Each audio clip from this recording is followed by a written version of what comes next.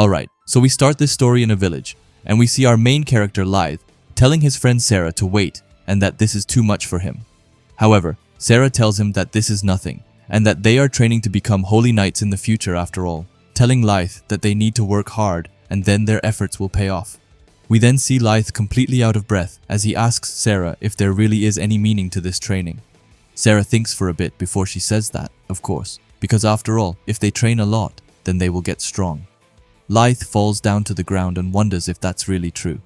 We then get into Lythe's thoughts as he says that Sarah is his childhood friend. He says that she is kind and good at looking after others, calling her like a sister to him, but moreover, she's his only friend and they have been training together to become holy knights. Sarah then stands up and says thank you for the food. Lythe is surprised that she is done already and that she is always able to finish so quickly. Lythe then asks Sarah if she knows how the citizens of the 4th Division live. The people there live in extreme poverty and they're doing everything that they can just to survive. But once you turn 18 in this world, then the gods will give you a class, such as Blademaster, Mage, Cleric, Farmer, or Merchant, just to name a few. Lythe says that they are not obligated to live according to the class given to them. However, those who become farmers or merchants cannot work as adventurers, explaining that combat-oriented classes such as warriors and mages are strong, so trying to surpass them through sheer effort is impossible. But just as he is about to finish his sentence, Sarah goes and tries to strike him down with her sword. Lythe asks her what she is doing, but Sarah says that she's sure that Lythe will be fine and that he will get a strong class. She then puts out her hand towards him before they go back to training. Lythe thought that with that being said, he still felt anxious. After that, we get to the present day and we see some people in a market. We then see a grown-up Lythe and Sarah. Lythe says that it feels like a festival here. Sarah looks to him and says that she bets that he couldn't sleep last night, and he says that she is right. While walking around, some store owners see Lythe and call him the Duke's son and say that today must be the class division day and wish him the best of luck. Sarah playfully says that someone is popular and Lythe tells her to shut up. They then walk into the division class place and Sarah is amazed that there are so many people here and that everyone is so serious. She notices that the happy ones got combat-oriented classes, while those who got ordinary classes look so disappointed. Suddenly, however, everyone starts to scream as Duke Ride Wellesley has arrived. Sarah tells Lythe that his dad is here, and everyone else says that it's the Holy Knight who rules this land. Sarah then spots someone behind Lythe's dad and asks Lythe who that is. Lythe says that it's his younger brother and that their mothers are different though. He says that his brother's mother is from the 4th Division, which is why his father, an aristocrat, doesn't acknowledge him, but that things could change if he gets a strong class. Suddenly, the priest calls up Kite Wellesley. Lythe and their father looks closely. The text then reveals that once you place your hand on the crystal, it'll reveal your class symbol. Suddenly, everyone looks shocked as Kite has gotten the Holy Knight symbol.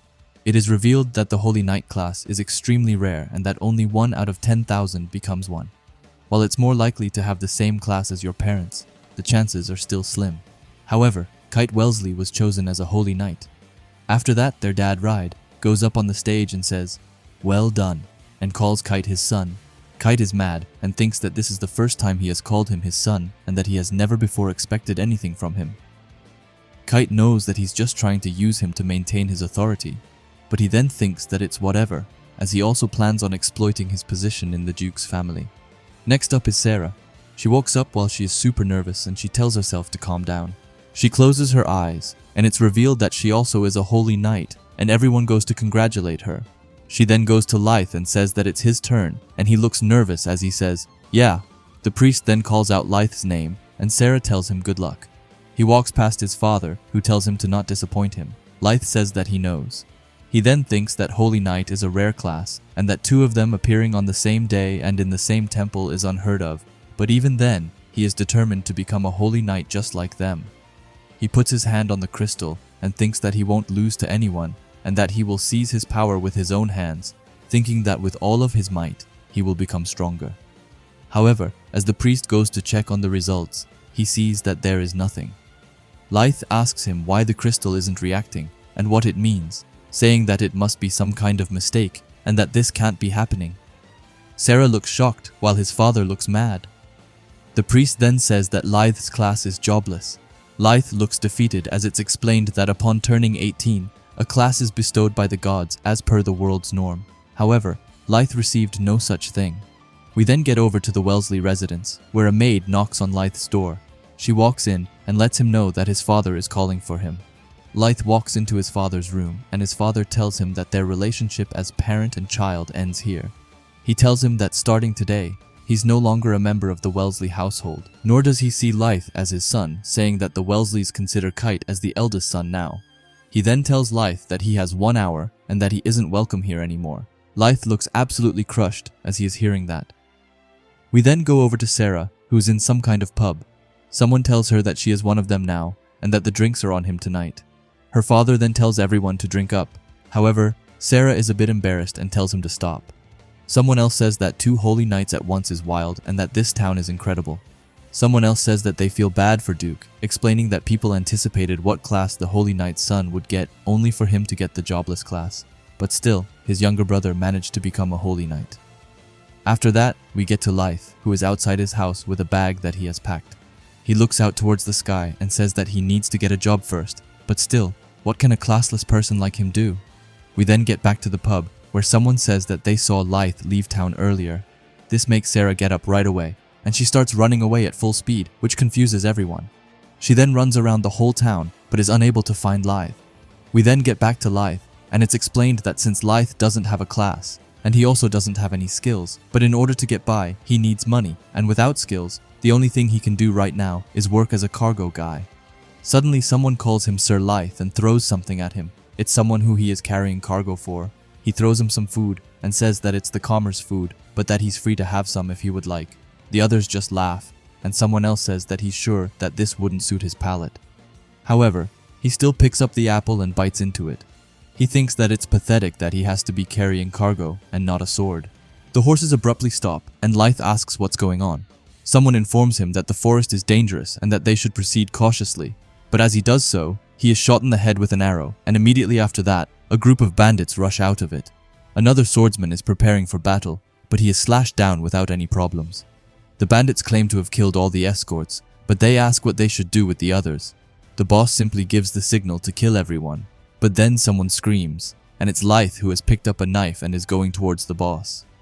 Although Lyth believes that he has been practicing swordplay for years, and that his lack of combat skills does not make him entirely useless, he is ultimately dealt with quickly, as the boss just knocks him to the ground with little to no effort.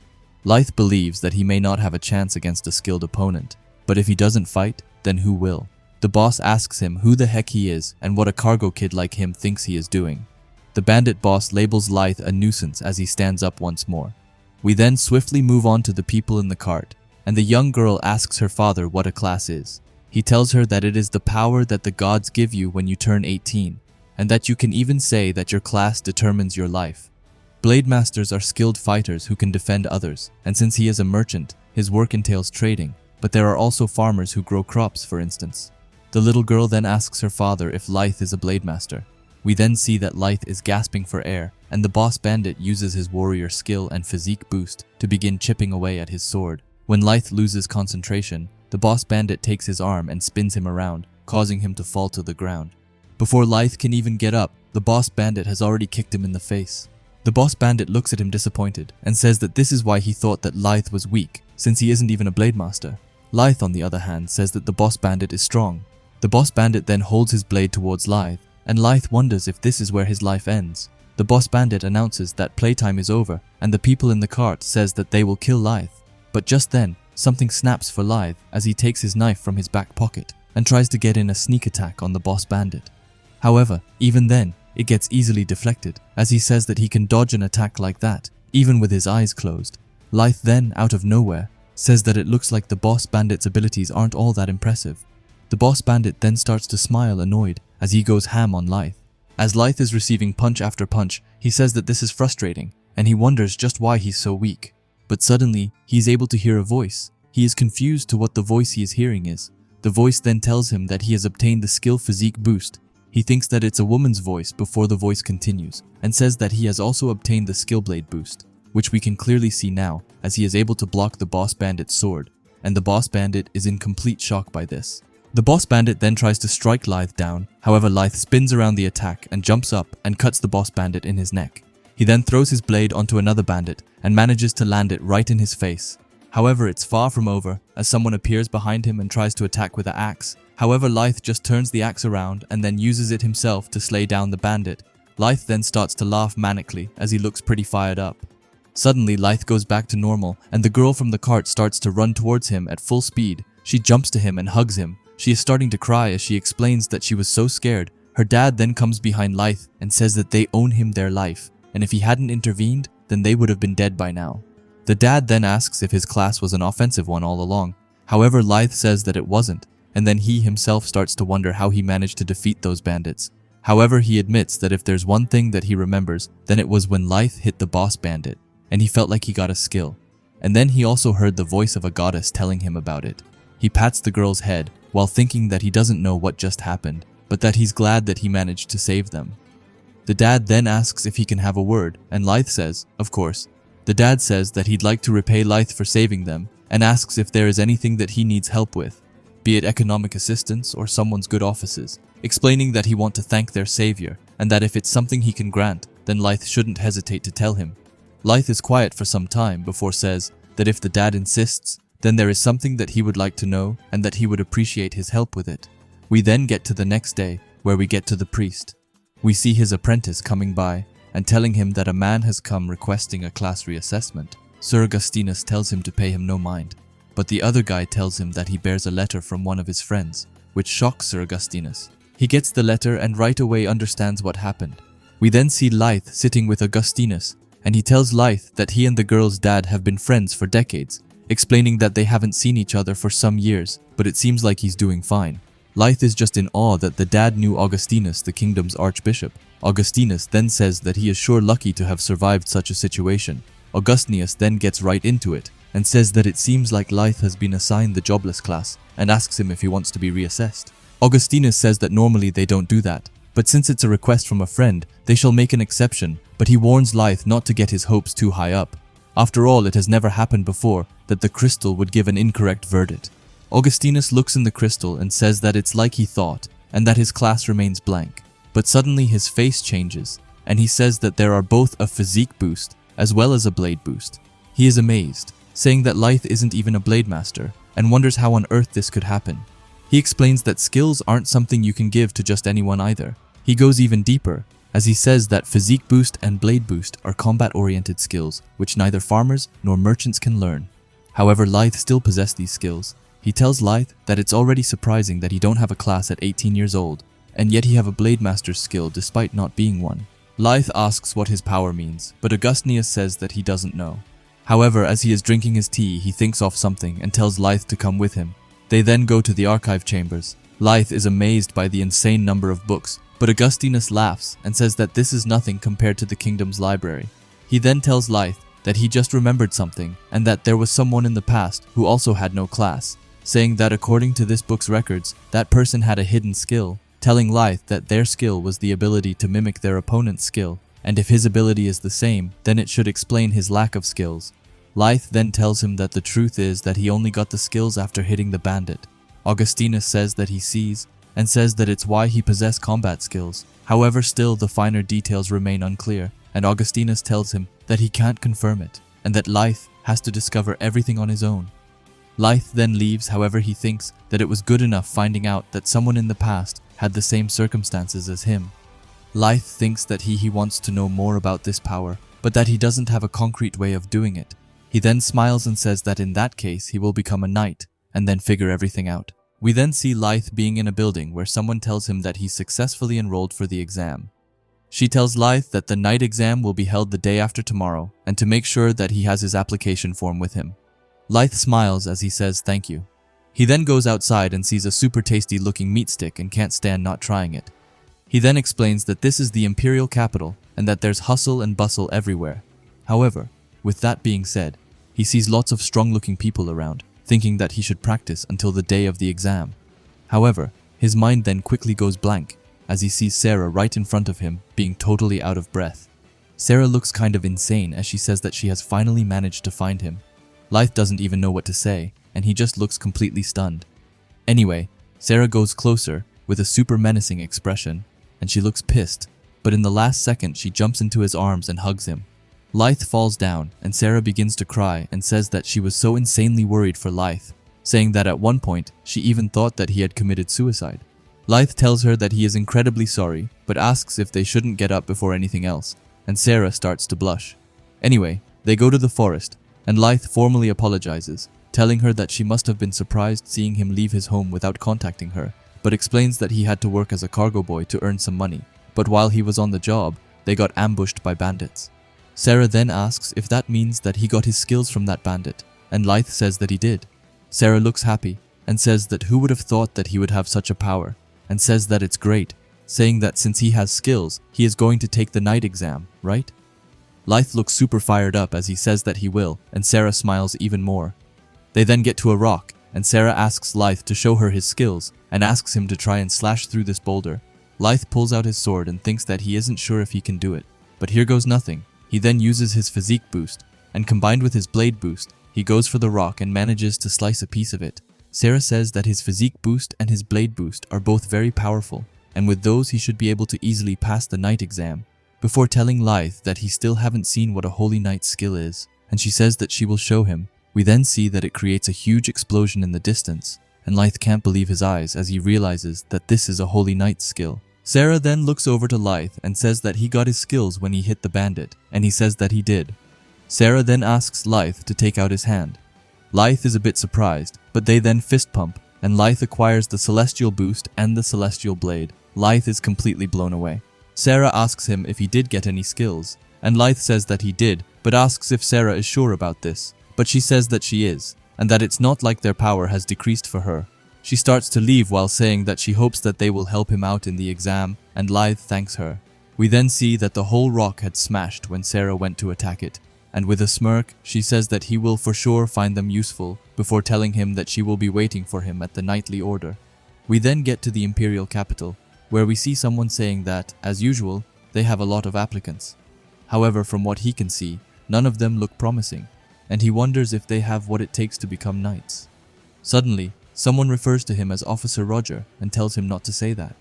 We then get explained that the knighthood is one of the highest ranking positions in the kingdom and is a profession that only a few among those who have combat-oriented classes can have.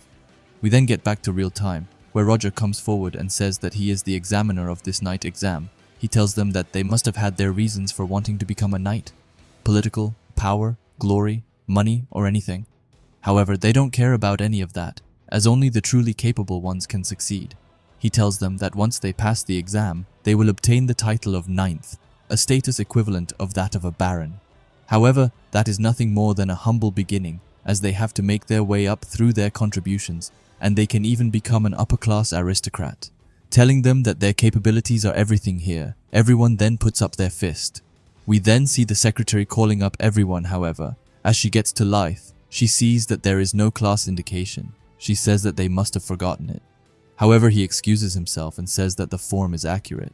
She asks him what he means, and he says that he has received his oracle, but wasn't given any class. She then asks him how he will fight then, and that in order to become a knight, he must have offensive skills like those blade master and mages, not to mention that you also have to be stronger than them. And yet he is saying that he wants to take the test without having a class, asking him if he came here just to injure himself. However, with a bright smile he tells them that he can fight and that he should be fine. Roger just laughs and calls it interesting, telling her that Lyth has piqued his interest and to let him participate, and she agrees unwillingly. Suddenly, someone comes forward and asks if everyone heard that, saying that the standards of the night exam must have plummeted, and that they are now even letting simpletons take the exam. Roger asks who he is, and the secretary says that it's Logan Bentley, and that he is an aristocrat. Logan then tells Lyth that there is no way that a jobless weakling like him can become a knight, and that if he doesn't stay in his lane, then he will be in for a good smack. Anyway, Lyth just completely ignores him and asks the secretary if he can still participate, and she says that he still can. Logan tells him not to ignore him, but Lyth looks back with a dead expression and tells him that he doesn't have any space left in his brain for irrelevant stuff. Logan gets mad as he calls him a jobless dreg and pulls out his sword to attack, but just then, Roger comes in their way and asks them who has told them that the exam has already started. Lyth apologizes, and everyone looks stunned towards them, before Roger tells them to go back to their place. Logan then calls out to Lyth and tells him that he looks forward to their fight. Roger just laughs while saying that Lyth has made a new friend. Roger then thinks that it might just be interesting after all. saying that Logan looks fairly capable, but the lad's too vain. Whether he has room for growth or not is hard to tell. Then there is Lythe, who took him by surprise. He is amazed that Lythe has no class, as he managed to deal some damage even with Roger having his physique boost active. He thinks that he takes back what he said earlier and that this year's applicants are promising. After that, Roger gathers up everyone and says that he will now explain the rules of the night recruitment exam, telling them that the test is a real-life combat scenario, so they will fight in a mock battle, and the examiner will grade them based on their performance. But he tells them to remember that this isn't a fight to the death. He explains that they will be wearing these rings of divine protection that he's been made in order to prevent that, and they can form a barrier and block a certain amount of damage. He then tells them that the first who lands a hit and succeeds in breaking the opponent's barrier wins, and tells them to begin. He then calls out Lythe to be the first one, and as he sees his opponent, he laughs as it's none other than Logan. His friends cheer him on and tells him to go and beat that jobless bum to a pulp. They then get close, and Roger asks them if they have equipped their rings of divine protection, and tells them to fight fair and square. Logan then laughs and tells him that it sucks to be Lythe, and that it happened that he took the same exam as Logan. Roger then screams at them to let the exam begin, and Logan starts right away as he pulls out a fire lance, which also makes him into a mage. Lythe then thinks that he now remembers that the Bentleys are a known lineage of mages. Logan then fires the fire towards Lythe, and it goes at a rapid speed, and it explodes around Lythe. Even Roger is amazed by the speed. However, suddenly Logan's eyes widen as he asks how it is possible that his fire lance got cut. They then see Lythe being totally unscratched. Lythe had used Sarah's celestial boost skill to cut it away. He thinks that it's amazing, and that his strength, magic power, and reflexes have increased, saying that he can't believe that he can defend against such fast magic so easily, and he then just continues to cut through them more and more. Even Roger and the people watching can't believe it. Logan then starts to laugh and says that Lythe is pretty good. Logan says that he has no idea why a jobless dreg like him can use skills. However, in the end, he will never be able to beat Logan, as after all he has already mastered top-tier skills, and says that he is a genius. However, Lythe just looks at him, without saying anything, which makes Logan mad, as he says that he just had a great idea, saying that he might have blocked his earlier attack, but asks if he can block this, as he summons a ton of fire lances. Logan sends them all at Lythe, and it crashes down. Roger thinks that not even the Ring of Divine Protect would be able to protect him from that, and he screams that the match is over, but he suddenly stops himself as he sees a sword attack coming towards Logan. It's Lythe who had activated his celestial blade, and Logan says that it's impossible and that it's a Holy Knight skill, so how can he use it? Logan starts to get frustrated as he wonders why his magic isn't working and what the hell is happening, wondering why Lythe has such a spell. He then gets back up and screams at Lythe not to get cocky, telling him that this isn't the last of Logan's abilities, as he uses the Dragon's Breath attack and sends it right to Lythe. Roger even had to use his own magic to protect the others, and he realizes that Logan isn't holding back at all and wonders if he's trying to kill Lythe. The attack starts to spin around Lythe, and Logan just laughs, telling him to witness his powers and telling everyone that he has won this match. But then suddenly, Lythe tells him that he isn't close to winning this match as he cuts the attack and escapes. Logan says that it's impossible as he starts to summon more fire lances. He sends them all at Lythe, who just casually destroys them one after the other before he then gets close to Logan and punches him right in his stomach, which breaks the Ring of Divine Protection and sends him flying away. However, Lythe follows after and gives him another punch just because, and this makes Logan fly back and destroy a big part of the training building. We then see Logan on the floor with Lythe standing above him, and Roger gets close before he says that the victory goes to Lythe. We then spot a huge monster-looking bear who is attacking a mom and their child. The mom asks for somebody to come and save them, and just when the bear is about to strike, Sarah comes and cuts its head off. The kid looks amazed, and Sarah asks them if they are hurt. The kid tells her that it was incredible, and the mom thanks her. Sarah just tells her that it was nothing. The kid then asks Sarah if she is a knight, and she tells him that she is. The kid is once again in awe of that and tells her that in the future, he would like to become a knight as well. Sarah smiles and puts her hand on his head and tells her that she is sure that he will grow up to be an amazing knight before looking up to the sky and telling Lythe that he will also become that. We then actually get back to Lythe. Everyone is in pure awe and says that it was their first time seeing a celestial blade before saying that Logan is the heir of a prestigious noble and that he is a force to be reckoned with, but still, he went down in a flash. After that, we see Lythe obtaining the Fire Lance Rain, and also the Dragon Breath. He thinks that it's probably from when he hit Logan earlier and that he got his skills. He then snaps back to reality and looks to Logan and wonders how he is doing and that this was his first time using a Holy Knight skill, but says that Logan isn't severely injured. Lythe then walks past Roger, and Roger thinks that he's excited to find out what lies ahead for Lythe's future. He then says that they will go into their next match, but that's when Logan screams at him to hold on. He tells Roger that Lythe cheated and that the match is void.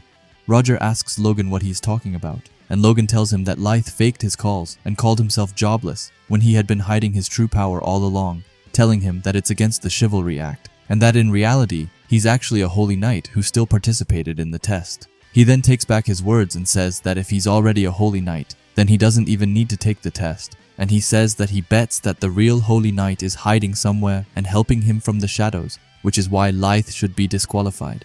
Everyone is silent, and Lythe says that it's such a far-fetched claim, but that he has to agree that a jobless person who can use a Holy Knight skill is pretty sketchy, and he wonders what will happen now. Roger's assistant then comes and asks him what will be of their match results, and he tells her to put it on hold for now, but then someone comes and tells them that there is no need for that. It's none other than Princess Iris. Everyone bows towards her, and Lythe wonders why the first princess of the Lawrence Empire is here. He then looks up to her, and he sees her smiling towards him. Iris says that everything Lythe has said is true, and that he has no class, but nonetheless the Celestial Boost and Celestial Blade abilities are undeniably his. She then tells Logan that the person who went against the chivalric spirit is none other than himself. Logan looks worried but tells her that he isn't following. Iris then tells him that she has proof, and he then goes to the mage who was with Logan. Iris explains that Logan's friends were using fortifying magic to aid Logan during his match. They try to argue, but she tells them that they can't fool her and that she possesses an appraisal skill, telling them that she can see through all of their tricks. Iris then says that she believes that a fitting punishment is in order, and she orders the knights to take them away. Logan screams at her to wait, but it's no use. After that, Iris looks back and tells everyone that it's case closed, and she asks them all why they look so dumbfounded and tells them all to stand up. Lythe just thinks that Iris is like a tempest. Iris then walks to Lythe and says that he is Lythe, correct? He tells her that she is right. She then inspects him closely before grabbing his arm and telling Lythe that he will become a member of her royal guard. We then see Iris and Lythe walking, and she apologizes for the sudden intrusion before she walks into her father's room, who is also the king, and she tells him that she has brought forth a newly appointed royal guard. Lythe just wonders why he is standing before His Majesty the King, and we then get back to a bit earlier. Roger is in shock by what Iris just said, but she tells him that she shall appoint Lythe as one of her royal guards and asks if that's a problem. Roger tries to tell her to wait, but Iris just asks him if she isn't allowed to take him with her. Roger tells her that it's unprecedented for a newcomer to be placed in the royal guard so swiftly, telling her that there's an established order among knights and those who pass the knight's exam are bestowed the 9th rank. However, only the one leading all knights can claim the 1st rank.